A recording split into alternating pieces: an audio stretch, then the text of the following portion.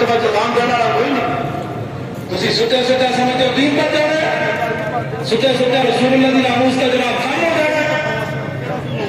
जिस कौम के शाम आ जाए ना, सवेर होने से कई सदियां लग जाएंगी।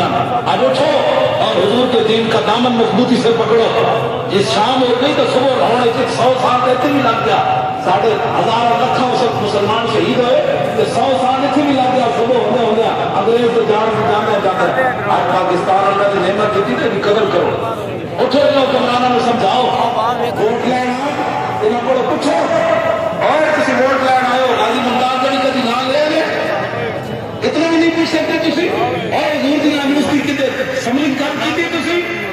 और हजूर के खाते पड़े कभी किसी जलूस कटा, किसी कलमा नहीं पड़ा, तुसा शफात नहीं लेनी। ये ना मेरे जैसे गरीबों का काम है सिर्फ जलूस करना। तो जो एमएलए एमपी होता उन्हें हजूर का कलमा नहीं पड़ा, उन्हें अंग्रेजों की चट्टी खाती।